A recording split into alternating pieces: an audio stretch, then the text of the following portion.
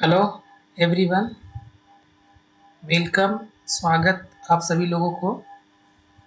हम लोग इस चैनल के माध्यम से जीएस पढ़ेंगे, जिसमें सबसे पहले हिस्ट्री पढ़ेंगे और हिस्ट्री में भी सबसे पहले मॉडर्न हिस्ट्री का एमसीक्यू पढ़ेंगे और साथ साथ में डिस्कशन भी करेंगे ताकि इस टॉपिक से कुछ भी ना छूट पाए। हम डिस्कशन करेंगे मुगल काल का लास्ट पार्ट, यानी पोस्ट मुगल पीरियड या उत्तर मुगल काल का। औरंगजेब के बाद किस तरह से मुगल काल थी और फिर किस तरह से धीरे धीरे डिक्लाइन हुआ, मुगल काल का पतन हुआ। तो मुगल काल का पतन का क्या कारण था, क्या रीज़न था decline of Mughal post Mughal periods में, जो जो खास बातें रही हैं हम उनको डिस्कशन करेंगे। तो स्क्रीन पर आप देख सकते हैं modern history letter of Mughals. Okay, तो ये आपको state PCS, RO, ARO, TGT, PGT, SSC, JSSC, JTET, CTET, railways and other competitive exam के लिए बेहद लाभदायक है। तो आइए हम लोग चलते हैं मुग़ल पीरियड। मुग़ल पीरियड को हम लोग दो भाग में डिवाइड किया जाता है या करते हैं, अर्ली मुग़ल और लेटर मुग़ल्स। तो अर्ली मुग़ल्स काफ़ी काफ़ी पावरफुल थे। इसमें राजाओं का सीक्वेंस एक-एक करके है, 1 से लेके 15 तक, बाबर से लेकर के बहादुर शाह जफ़र तक। उनका टाइम पीरियड भी है, उनको याद रखना ज़रूरी है और ईज़ी वे में आप याद इसको रख सकते हैं। मुग़ल एम्पायर के फाउंडर कौन थे? तो बाबर थे। यहाँ पे देखिए बाबर, ये इब्राहिम लोदी को पराजित करके भारत में मुग़ल सल्तनत का नींव रखते हैं। कितना ईस्वी में? 1526 ईस्वी में। और 1530 ईस्वी तक ये मुग़ल बादशाह रहते हैं। उसके बाद इनके पुत्र बनते हैं हुमायूँ। हुमायूँ 1530 से 1540 तक, चूँकि इनका 1556 तक है, लेकिन बीच में शेर शाह सूरी इनको हरा देते हैं और हुमायूँ यहाँ से बाहर चले जाते हैं। और इसके बीच में 1540 से 1545 तक शेर शाह सूरी का शासनकाल होता है। हुमायूँ दोबारा लौट करके 1556 ईस्वी में आते हैं और 1555 ईस्वी में आते हैं और 1556 ईस्वी में इनकी डेथ हो जाती है। 1556 के बाद उनके पुत्र अकबर राजा बनते हैं और 1605 ईस्वी तक इनका शासनकाल रहता है। उसके बाद 1605 ईस्वी में अगला शासक होता है जहांगीर। जहांगीर 1605 से लेकर के 1627 ईस्वी तक भारत का मुगल बादशाह रहता है। उसके बाद नेक्स्ट मुगल बादशाह होता है शाहजहाँ। शाहजहाँ का शासनकाल होता है 1627 से लेकर के 1658 तक। उसके बाद उनके पुत्र, जिनका नाम औरंगजेब है, इनका शासनकाल होता है 1658 से लेकर के 1707 तक। तो ये हमारा अर्ली मुगल पीरियड है। अर्ली मुगल पीरियड में सभी के सभी राजा शक्तिशाली होते हैं, पावरफुल होते हैं। लेकिन लेटर मुगल्स काफ़ी कमज़ोर होते हैं। तो ये हो गया उत्तर मुगल काल। उत्तर मुगल काल में सबसे ज़्यादा राजा हुए हैं। तो इनको भी सीक्वेंस वाइज देख लेते हैं हम लोग कि औरंगजेब की मृत्यु के बाद कौन-कौन राजा बनते हैं। तो औरंगजेब की मृत्यु के बाद उनके पुत्र, बड़े पुत्र बहादुर शाह फर्स्ट, ये 1707 से लेकर के 1712 तक ये राजा रहते हैं। उसके बाद राजा होता है जहांदार शाह, फिर फ़र्रुखशहर, उसके बाद रफ़ीउद्दर्जात, उसके बाद रफ़ीउद्दौला। ये लोग सबसे कम समय वाले शासक हैं। उसके बाद मोहम्मद शाह, जिसको रंगीला बादशाह के नाम से जानते हैं। उसके बाद अहमद शाह, अहमद शाह के बाद आते हैं आलमगीर सेकंड, उस यहाँ से सब सेकंड है। और उसके बाद शाह आलम सेकंड, उसके बाद अकबर सेकंड, उसके बाद बहादुर शाह सेकंड, जिनको बहादुर शाह जफर के नाम से जानते हैं। तो कुल मिलाकर के मुगल काल 1526 से लेकर के 1526 से लेकर के 1857 ईस्वी तक मुगल काल को हम लोग देखेंगे। ओके, तो औरंगजेब हम लोग को पढ़ना है उत्तर मुगल काल। तो औरंगजेब तक मुगल सल्तनत बहुत ही विस्तार हो रहा था, बहुत ही फली फूली, बहुत ही शक्तिशाली सल्तनत थी मुगल सल्तनत। नाउ हम लोग उत्तर मुगल काल का एमसीक्यू स्टार्ट करेंगे। ओके, तो ये हमारा मॉडर्न हिस्ट्री है और हम लोग पढ़ रहे हैं उत्तर मुगल काल का एमसीक्यू। ओके, तो हमारा फर्स्ट सवाल है, औरंगजेब की मृत्यु कब हुई? औरंगजेब की मृत्यु कब हुई? तो औरंगजेब, इसका आंसर है 3 मार्च 1707। ओके, 3 मार्च 1707 को औरंगजेब की डेथ होती है। लेकिन after the death of Aurangzeb Mughal सल्तनत धीरे धीरे डिक्लाइन होने लगे। जैसे ही औरंगजेब की मृत्यु होती है और मुगल सल्तनत धीरे धीरे पतन की ओर जाने लगते हैं। औरंगजेब के बाद के जो राजा थे वे ज़्यादा योग्य नहीं थे, अयोग्य थे। उतना ज़्यादा इनके पास कुशल पॉलिसीज नहीं थी, एडमिनिस्ट्रेशन उनका अच्छा नहीं था, जिसके कारण मुगल काल धीरे धीरे डिक्लाइन होता चला गया। तो इसका आंसर होगा ए। ओके, अब हम लोगों का नेक्स्ट सवाल है, जाजाओ का युद्ध कब हुआ? जाजाओ का युद्ध कब हुआ? ऑप्शन नंबर ए 18 जून 1707 और ऑप्शन बी 20 जून 1707, ऑप्शन सी 30 जून 1707, ऑप्शन डी 25 जून 1707 ईस्वी। थोड़ा प्रिंटिंग में गड़बड़ी हुई है, इधर उधर हो गया है। तो इसका आंसर क्या होगा? क्योंकि औरंगजेब के मरने से पहले उनके 3 पुत्र रहते हैं, अब वे आपस में लड़ेंगे कि हम बैठेंगे गद्दी पर, ये तो पक्का है। जीवित पुत्र में मुअज्जम थे, मुअज्जम मुअज्जम और उसके बाद आजम और कामबख्श होता है। इन तीनों के बीच उत्तराधिकारी का युद्ध होता है और मुअज्जम जो जाजाओ के युद्ध में सफल होकर, सक्सेस होकर बहादुर शाह फर्स्ट के नाम पर अगला मुगल बादशाह बनता है। तो ये क्लियर है कि जाजाओ का युद्ध में सक्सेस कौन होता है? बहादुर शाह प्रथम, जिनका मुअज्जम नाम होता है। तो ये होगा इसका आंसर, फर्स्ट नंबर। नेक्स्ट चलते हैं हम लोग थर्ड नंबर कि किस मुगल बादशाह को शाह बेखबर के नाम से जाना जाता है? किस मुगल बादशाह को शाह बेखबर के नाम से जाना जाता है? Option number first, option number A Bahadur Shah first, option number B Bahadur Shah second, option number C Akbar second और option number D Shah Alam second. Okay, तो इसका आंसर होगा Bahadur Shah first. Okay, Bahadur Shah first. Bahadur Shah first को ज़्यादा एडमिनिस्ट्रेशन से या पॉलिसी से कोई लेना देना नहीं होता है। हमारे राज के दरबार में क्या चल रहा है हमें कोई मतलब नहीं है, मतलब एकदम बेफिक्र, बिंदास। इसलिए इनको शाह बेखबर के नाम से जाना जाता है। तो ये सवाल बहुत इम्पोर्टेंट सवाल है, ये हमेशा आता है एग्ज़ाम में, कॉम्पिटिटिव एग्ज़ाम में।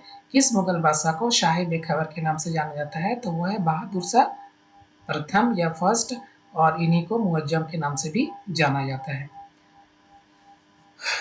नेक्स्ट सवाल है, मुअज्जम का शासनकाल कब से कब तक था? मुअज्जम का शासनकाल कब से कब तक था? चूँकि ये इनका जो ये औरंगजेब के सबसे बड़े पुत्र थे और बड़े और ये सभी भाइयों को पराजित करके जाजाओ के युद्ध में ये राजा बना था बहादुर शाह प्रथम के नाम से, मुअज्जम। तो इनका शासनकाल 1707 ईस्वी से 1712 ईस्वी तक था। तो ऑप्शन नंबर ए सही होगा। मुअज्जम या बहादुर शाह प्रथम का शासनकाल 1707 से लेकर के 1712 ईस्वी तक। जिस वर्ष बहादुर शाह फर्स्ट शासक बना उस वर्ष उनकी एज 65 वर्ष की थी, इसलिए इन्हें बूढ़ा बादशाह के नाम से भी जाना जाता है। किसको? मुअज्जम को या बहादुर शाह प्रथम को बूढ़ा बादशाह के नाम से भी जाना जाता है। तो ये भी आप लोग याद रखिएगा। नेक्स्ट सवाल है, हालांकि ये क्या बोलते हैं, वह मुगल शाह बहादुर शाह प्रथम को ओवन सिडनी ने लिखा है कि यह अंतिम मुगल बादशाह था जिनके बारे में कुछ अच्छा कहा जा सकता है। नेक्स्ट सवाल है, लंपट मूर्ख किस मुगल बादशाह को कहा जाता है? लंपट मूर्ख किस मुगल बादशाह को कहा जाता है? ऑप्शन नंबर ए है बहादुर शाह प्रथम, बी फर्रुखशिह, सी जहांदार शाह और डी अकबर। तो इसका आंसर होगा जहांदार शाह। ओके, जहांदार शाह का कार्यकाल केवल 1 साल का होता है और इनका बहुत ही इंटरेस्टिंग टाइटल है लंपट मूर्ख। तो लंपट मूर्ख किनको कहा जाता है? जहांदार शाह को। इन्होंने पसंदीदा पत्नी लाल कुंवर को चुना। यह पहले एक डांस करने वाली लड़की थी। ये राजा बने थे जुल्फिकार खान के कारण, इसलिए इनके शासन काल में प्रशासन जुल्फिकार खान के हाथों में था। ये हो गया। अब हम लोग नेक्स्ट सवाल की ओर चलते हैं। घृणित कायर किस मुगल बादशाह को कहा जाता है? तो देखिए, एक जहांदार शाह है, तो जहांदार शाह को तो लंपट मूर्ख कहा जाता है। अकबर तो होगा नहीं, जहांगीर भी होगा नहीं, तो ये क्या होगा? फर्रुखशियर। इसका आंसर ए होगा फर्रुखशियर। फर्रुखशियर को घृणित कायर कहा जाता है। तो चूंकि ये जहांदार शाह लंपट मूर्ख, ये जहांदार शाह के भाई का लड़का यानी भतीजा था फर्रुखशियर। इसका जहांदार शाह का भतीजा था। तो फर्रुखशियर ने विद्रोह कर दिया और बैटल ऑफ आगरा यानी आगरा का युद्ध हुआ और यहाँ पर फर्रुखशियर ने अपनी जीत सैयद बंधु के कारण मिली इनकी जीत। और फर्रुखशियर ने सैयद बंधुओं की मदद से जहांदार शाह की हत्या करवा दी थी, इसलिए इनको घृणित कायर बोला जाता है। किनको? फर्रुखशियर। नेक्स्ट सवाल है, बंगाल में स्वतंत्र रूप से व्यापार करने हेतु 1717 ईस्वी में इंग्लिश ईस्ट इंडिया कंपनी को फरमान देने वाला मुगल बादशाह था। फिर से रिपीट करते हैं सवाल को। बंगाल में स्वतंत्र रूप से व्यापार करने हेतु 1717 ईस्वी में इंग्लिश ईस्ट इंडिया कंपनी को फरमान देने वाला मुगल बादशाह था। कौन था? तो बहादुर शाह, आलम शाह, फर्रुखशियर या मोहम्मद शाह। तो फरमान देने वाला ये फर्रुखशियर थे। ओके, नेक्स्ट सवाल, निम्न में कौन सा गलत है? जो गलत है उनको चुनना है। फर्रुखशियर के 1717 के फरमान द्वारा अंग्रेजों को कहीं भी रहने की आज्ञा दी गई जहां वे रहना चुने, यानी फर्रुखशियर ऐसा फरमान जारी किया था, वो जहां रहना चाहे वो रह सकते हैं। तो ये भी सही है। दूसरा, इस फरमान के जरिए अंग्रेज को 3000 के बदले बंगाल में टैक्स के बिना व्यापार करने की छूट प्रदान की गई थी। हाँ, एक फरमान जारी किए थे फर्रुखशियर जिसमें 3000 टैक्स लेकर के वो साल भर आराम से बिना टैक्स दिए व्यापार कर सकते, ये भी सही है। इस फरमान के द्वारा अंग्रेज को कलकत्ता के आसपास अतिरिक्त जमीन प्राप्त करने की आज्ञा दी गई, ये भी सही है। अगर आपको दिक्कत होती है और जमीन की आवश्यकता होती है तो आप ले सकते हैं, ये भी सही है। डी नंबर चलते हैं। फर्रुखशियर के फरमान द्वारा अंग्रेजों को अपनी फैक्ट्रियों में किलेबंदी करने की आज्ञा दी गई थी। नहीं, ये किलेबंदी करने की आज्ञा नहीं दी गई थी। तो कुल मिला के गलत होगा डी नंबर ऑप्शन गलत। नेक्स्ट चलते हैं 9 नंबर। 1717 ईस्वी में फर्रुख शेर ने किसे व्यापारिक विशेष अधिकार प्रदान किया था? किसे व्यापारिक विशेष अधिकार प्रदान किया था? डचों को, पुर्तगीजों को, अंग्रेजों को, फ्रांसीसियों को?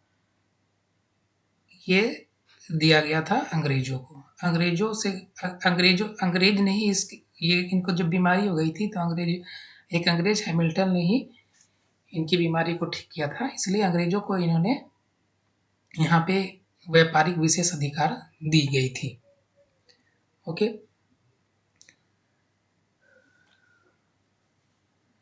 अगला नेक्स्ट सवाल है, फर्रुख शेर द्वारा जारी किए गए फरमान को कंपनी का महाधिकार पत्र, जिसको Magna carta of the company, किसने कहा था? तो ये कहा था ओम्स ने, जिसका जो इसमें ओमर्स लिखा गया है ओम्स होगा। ओके, तो नेक्स्ट सवाल है कि भारतीय इतिहास में मैग्ना किंग मेकर के नाम से जाना जाता है। अब्दुल्ला खान, हुसैन अली खान, दोनों इनमें से कोई नहीं। चूंकि फर्रुख शेर सैयद ब्रदर, जिनको सैयद बंधु भी कहते हैं, उन्हीं को किंग मेकर कहा जाता है। और उन सैयद बंधुओं का नाम था, एक का नाम था अब्दुल्ला खान और दूसरा का नाम था हुसैन अली खान। तो जब इनकी मदद से ये राजा बनते फर्रुख शेर, और जब राजा बनते हैं तो इनको पोस्ट देते हैं, इनको वजीर बनाते हैं। इनको वजीर बनाया जाता है अब्दुल्ला खान को वजीर बनाया जाता है, और इनको मीर बख्शी का पोस्ट मिलता है। हुसैन अली खान को मीर बख्शी का पोस्ट मिलता है इनको, ठीक है, और इनको उपाधि भी दी जाती है दोनों को। तो इसका आंसर होगा दोनों, सी नंबर। बेसिकली जो सैयद ब्रदर है उनको किंग मेकर के नाम से भारतीय इतिहास में जाना जाता है, क्योंकि इन्होंने 4 राजाओं को मुगल सल्तनत की गद्दी पर बैठाया था। उनमें फर्स्ट राजा फर्रुख शेर थे। इसके बाद और 3 राजा को आगे देखेंगे कि सैयद ब्रदर ने और किन 3 राजाओं को किंग बनाया।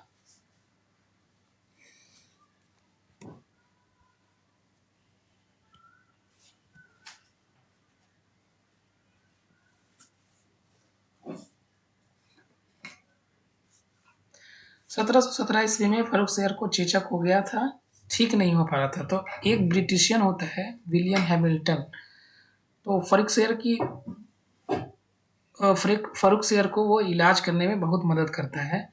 तो फर्रुख शेर बहुत खुश हो जाता है। कहा जाता है कि ज़रूरत से ज़्यादा खुश होना भी भारी पड़ सकता है। वह खुश होकर अंग्रेजों को बंगाल के हित में 3000 रुपये पर ईयर टैक्स लेकर व्यापार करने की छूट दिया। इसे ही इतिहास में अंग्रेजी शासन का मैग्ना कार्टा कहा जाता है। मैग्ना कार्टा का अर्थ क्या होता है? तो मैग्ना कार्टा का अर्थ होता है बहुत बड़ा धोखा पत्र, जिससे कि पूरी स्थिति बदल जाए। ओके, अब हम लोग नेक्स्ट सवाल की तरफ चलते हैं। सवाल नंबर 12, फर्रुख शेर के बाद मुगल बादशाह बनाया गया, यानी फर्रुख शेर के बाद किनको मुगल बादशाह बनाया गया? एक है रफीउस शान के पुत्र रफीउद दर्जात को मुगल बादशाह बनाया गया, मुगल शासक बनाया गया। बी नंबर में रफीउद दौला, और सी नंबर में मुअज्जम, और डी नंबर में नादिर शाह। नादिर शाह तो नेपाल का शासक है, ये तो होगा नहीं। मुअज्जम, जिनको बहादुर शाह प्रथम के नाम से जानते हैं, ये भी होगा नहीं। रफीउद दौला रफीउद दर्जात के बाद का शासक है, यानी इसके बाद ये बैठता है गद्दी पे। तो इसका आंसर होगा ए। रफीउद शान का पुत्र था रफीउद दर्जात को फर्रुख शेर के बाद शासक बनाया गया था, और इसको भी राजा बनाने में सैयद बंधु का हाथ था। यानी फर्रुख शेर के मरने के 3 दिन बाद अजीत सिंह की सहायता से सैयद बंधु ने रफीउद दर्जात को गद्दी पर बैठाते हैं। और ये जो है रफीउद दर्जात सबसे कम समय तक शासन करने वाला मुगल बादशाह है। तो ये भी आ सकता है कि सबसे कम समय तक शासन करने वाला मुगल बादशाह का क्या नाम था, तो रफ़ीउद्दरजात। आप इसको याद रखिएगा, रफ़ीउद्दरजात। तो रफ़ीउद्दरजात की मृत्यु टीबी की बीमारी से हो गई। नेक्स्ट सवाल की तरफ चलते हैं हम लोग। किस मुगल बादशाह को शाहजहां द्वितीय के नाम से जाना जाता है, यानी शाहजहां सेकंड के नाम से कौन जाना जाता है? ऑप्शन नंबर ए है रफ़ीउद्दौला, ऑप्शन नंबर बी है बहादुर शाह फर्स्ट, और ऑप्शन नंबर सी है मोहम्मद शाह, और ऑप्शन नंबर डी है आजम। तो आजम तो औरंगजेब के पुत्र थे, ये होगा नहीं। मोहम्मद शाह, ये भी नहीं होगा। बहादुर शाह, ये पहले ही जा चुके हैं। तो क्या होगा? रफ़ीउद्दौला। रफ़ीउद्दरजात के बाद शासक राजा बनता है वो रफ़ीउद्दौला, और रफ़ीउद्दौला भी सैयद ब्रदर की मदद से राजा बनते हैं। तो इसका आंसर ए होगा। ओके, इनको भी सैयद बंधु गद्दी पर बैठाते हैं, किनको? रफ़ीउद्दौला को। बट इनको अफीम की लत थी, रफ़ीउद्दौला को अफीम की लत थी, ड्रग्स के एडिक्टेड थे ये, और फिर इनकी भी डेथ हो जाती है। जब इनको डेथ हो जाती है फिर अगला मुगल बादशाह आते हैं। नेक्स्ट हम लोग चलते हैं, किस मुगल बादशाह को रंगीला बादशाह कहा जाता है? ऑप्शन नंबर ए है Jahandar Shah, option number B है Mohammad Shah, option number C है अकबर सेकेंड, और ऑप्शन नंबर डी है रफ़ीउद्दौला। तो रफ़ीउद्दौला ये तो है नहीं, अकबर सेकेंड भी नहीं है, और जहांदार शाह को लंपट मूर्ख कहा जाता है। तो ये इसका आंसर होगा बी, बी नंबर इसका आंसर होगा। मोहम्मद शाह रंगीला, थोड़ा मोहम्मद शाह रंगीला के बारे में जान लेते हैं। ऐसा कहा जाता है कि ये लड़कियों की गेटअप में दरबार में आ जाते थे, और अधिकतर समय हरम में ही बिताते थे, इसलिए इनको टाइटल दिया गया रंगीला बादशाह। ओके, तो रंगीला बादशाह किनको कहा जाता है? मोहम्मद शाह को। इनको पूरी तरह से नाम ले सकते हैं मोहम्मद शाह रंगीला। हालांकि इनका असली नाम रोशन अख्तर था, लेकिन जब वो मुगल शासक बनते हैं तो मोहम्मद शाह के नाम से बनते हैं। नेक्स्ट सवाल है, रोशन अख्तर किस मुगल बादशाह का नाम था? तो वो है मोहम्मद शाह रंगीला। अभी अभी हमने कहा मोहम्मद शाह रंगीला। अब्दुल्ला खान ये किंग मेकर, हुसैन अली खान दोनों भाई, अब्दुल्ला खान हुसैन अली खान, सैयद बंधु, अकबर तो होगा नहीं, तो मोहम्मद शाह रंगीला। मोहम्मद शाह रंगीला भी सैयद बंधु की मदद से बादशाह बना था। ये दोनों, इसके मदद से और इसके मदद से बादशाह बना था। तो इस प्रकार सैयद ब्रदर की मदद से 4 राजाओं को गद्दी पर बैठाया गया, जो बारी-बारी से हम लोगों ने जाना। इसलिए सैयद बंधु को किंग मेकर के नाम से जाने जाते हैं। हम लोग इसके पहले पढ़ चुके किंग मेकर के नाम से कौन जाने जाते हैं? अब्दुल्ला खान और हुसैन अली खान। तो मोहम्मद शाह रंगीला का जो शासन काल होता है वो 1719 से लेकर के 1748 तक, यहाँ तक मोहम्मद शाह रंगीला का शासनकाल होता है। ये सिर्फ 17 साल की एज में गद्दी पर बैठते हैं। अब सैयद बंधु का पावर लगातार बढ़ते जा रही थी, 4 राजाओं को उन्होंने राजा बनाया था, तो इनकी पावर बढ़ते जा रही थी। मोहम्मद शाह रंगीला सोचते हैं कि इन दोनों को मरवा देते हैं। ये रोशन अख्तर या मोहम्मद शाह रंगीला ये सोचते हैं कि ये दोनों को, सैयद बंधु को मरवा देना ठीक है, राजा तो मैं बन ही गया हूँ, अब इनको निपटवा ही देते हैं तो बेहतर रहेगा। अब 1719 ईस्वी में इसने सैयद बंधु की हत्या निजामुल मुल्क की सहायता से की। निजामुल मुल्क, जिनको चिनक्लीज खान के नाम से भी जाना जाता है। और इसके बाद मोहम्मद शाह ने निजामुल मुल्क यानी चिनक्लीज खान को हैदराबाद का सूबेदार बनाते हैं। कहाँ का? हैदराबाद का। बाद में निजामुल मुल्क यानी कि चिनक्लीज खान ने अपने आप को स्वतंत्र कर हैदराबाद का पहला निजाम बनते हैं। तो ये सब हम लोग बाद में पढ़ेंगे। नेक्स्ट हम लोग चलते हैं 16 सवाल की तरफ। नादिर शाह आक्रमण किस मुगल बादशाह के शासनकाल में, नादिर शाह का आक्रमण किस मुगल बादशाह के शासनकाल में हुआ? ओके, तो नादिर शाह का आक्रमण किस मुगल बादशाह के, मोहम्मद शाह, शाह आलम, फर्रुख शेर और उस्मान शाह। तो ये होगा इसमें मोहम्मद शाह रंगीला। मोहम्मद शाह रंगीला के समय नादिर शाह का आक्रमण होता है 1739 ईस्वी में। मतलब ये 1739 ईस्वी की घटना है। इसके बाद मुगल सल्तनत की हालत बहुत ही खराब है। अब कह सकते हैं कि मुगल सल्तनत उसके बाद वेंटिलेटर पर चली गई है। जब तक ऑक्सीजन मिल रही है तब तक जिंदा है। यानी इस समय नादिर शाह का आक्रमण होता है। मोहम्मद शाह रंगीला के समय में नादिर शाह का आक्रमण होता है।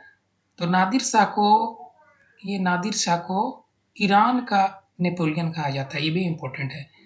नादिर शाह को ईरान का नेपोलियन कहा जाता है। इनका सेनापति का नाम होता है, नादिर शाह के सेनापति का नाम होता है अहमद शाह अब्दाली, जो बाद में फिर आएगा आक्रमण करने के लिए। इनके सेनापति, इनकी मृत्यु के पश्चात। तो नादिर शाह आक्रमण करता है और दिल्ली पर आक्रमण के लिए इसको कौन आमंत्रित करता है नादिर शाह को? तो सआदत खान, जो बाद में अवध का सूबेदार रहता है और बाद में अपने आप को स्वतंत्र घोषित कर अवध का नवाब बनता है। तो ये भी हम लोग अवध, बंगाल और हैदराबाद ये सब हम लोग बाद में पढ़ेंगे। नेक्स्ट सवाल 17 नंबर, नादिर शाह द्वारा बंदी बनाया गया मुगल बादशाह कौन था?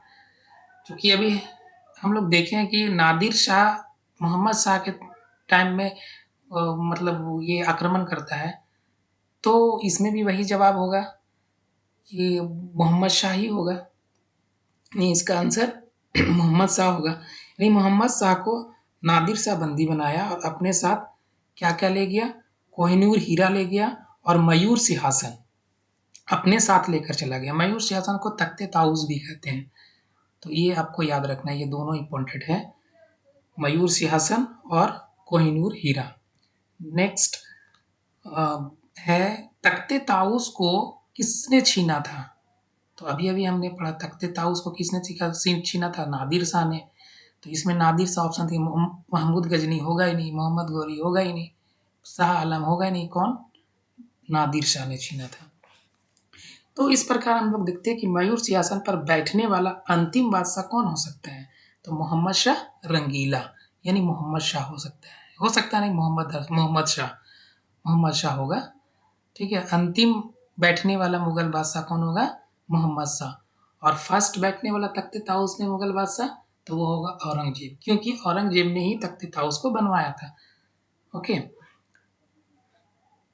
अब हम लोग नेक्स्ट देखिए, कोई भी राजा अगर पावरफुल नहीं है, नशे में है, हरम में बिजी है, तो ऐसे में जो उसके गवर्नर होते हैं या जो उनके सूबेदार होते हैं, वे अपने आप को पावरफुल समझने लगते हैं और अपनी सेना को, अपनी आर्मी को ट्रेंड करते हैं या कर लेते हैं और खुद वो है उस एरिया का अपने आप को राजा डिक्लेयर कर देते हैं। तो बहुत ही सिंपल कॉन्सेप्ट है। इनके टाइम मोहम्मद शाह रंगीला के टाइम में मोहम्मद शाह रंगीला के टाइम में क्या होता है? चिनक्लीज खान यानी कि जो निजामुल मुल्क, वो हैदराबाद में, सआदत खान अवध में और मुर्शिद कुली खान बंगाल में अपनी अपनी पावर बनाकर अलग अलग राज्यों में अपने आप को स्वतंत्र कर राजा बन गया। यह सबसे अधिक किसके शासनकाल में होता है? मोहम्मद शाह रंगीला एक शासनकाल में होता है।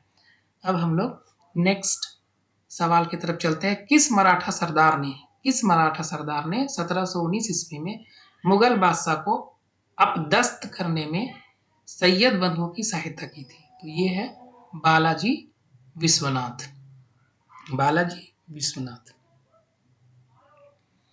ओके, खैर ये थोड़ा पहले आना चाहिए सवाल, ये बाद में आ गया। अब नेक्स्ट हम लोग चलते हैं बहुत ही आसान सवाल है ये भी, कि प्रसिद्ध मयूर सिंहासन को कौन भारत से बाहर ले गया? ये सब इसी से रिलेटेड सवाल है, नादिर शाह से रिलेटेड सवाल है। तो तख्ते ताऊस को कौन छीना था, किससे छीना था? मोहम्मद शाह रंगीला से। किसने छीना था? तो नादिर शाह ने। तो इसका आंसर क्या होगा? इसका आंसर होगा नादिर शाह। ओके, तो ये अभी हम लोगों का 20 सवाल कंप्लीट हो चुका है। तो इसलिए नेक्स्ट वीडियो में हम लोग इस टॉपिक के एमसीक्यू को कंप्लीट करेंगे। वीडियो को सब्सक्राइब करें, शेयर करें। Thank you so much, take care.